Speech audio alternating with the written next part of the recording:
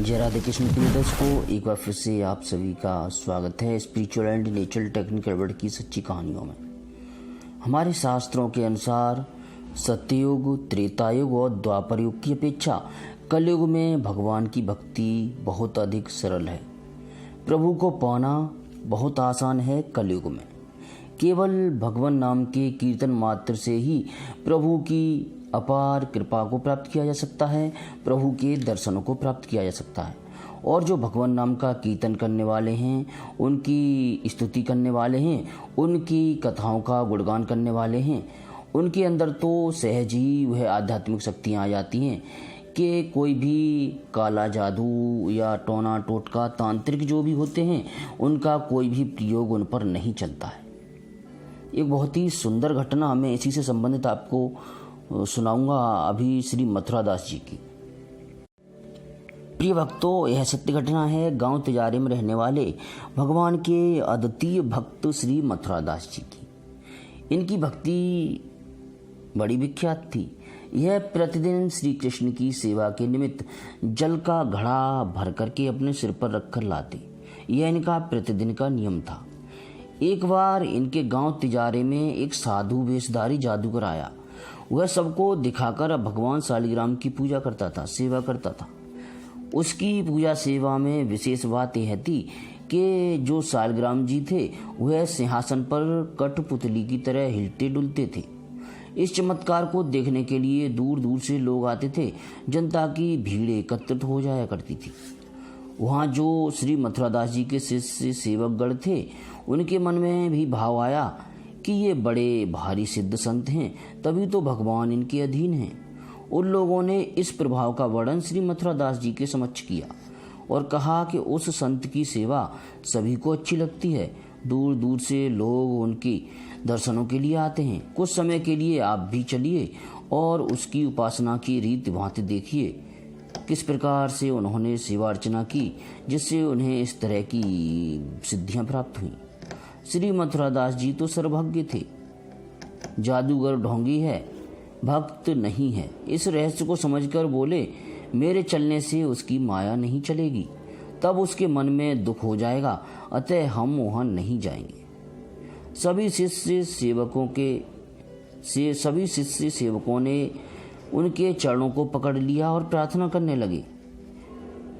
तब वह उनका मन रखने के लिए वो वहाँ गए। जब वह वहाँ वहाँ पर पहुँचे जहाँ उसने अपना ढोंग फैला रखा था, ये जाकर उसके पास बस खड़े हो गए। फिर जब उसने शालिग्राम जी को हिलाना डुलाना चाहा तो वे नहीं हिले डुले। अब उसके मन में बड़ा भारी शोक हुआ। वह समझ गया कि अभी अभी जो है साधु आया है, इसी का यह प्रताप है, हमारी सिद्धाई में यह वादक है, अतः तंत्र मंत्र जप आदि करके इसे मार डालूं। इस विचार को उसने अपने मन में दृढ़ कर लिया। फिर उसने मंत्र इत्यादि जो काला जादू होता है उसके द्वारा उसने मंत्र पढ़ करके और अपनी जो मूठ होती है वह चलाई।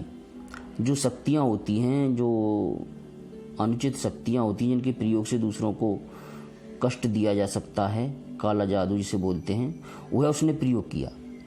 तो श्री मथुरादास जी की भक्ति के सामने तो ये सब चीज़ें व्यर्थ ही थी, क्योंकि प्रभु श्री कृष्ण के समक्ष तो सब कुछ व्यर्थ है।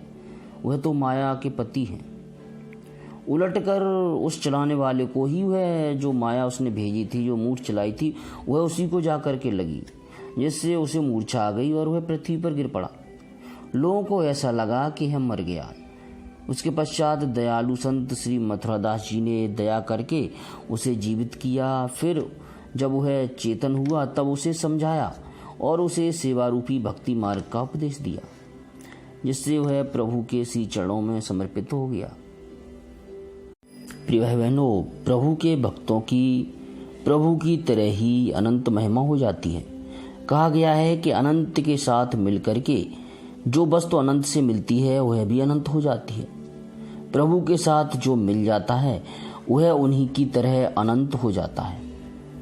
तो कलयुग में सबसे सरल जो मैं आपको बता चुका हूँ, उपनिषदों में आया है भागवत में भी आया है कि प्रभु को पाने के लिए सबसे सरल उपाय कलयुग में भगवान नाम का कीर्तन करना है, उनके नाम का स्मरण करना है।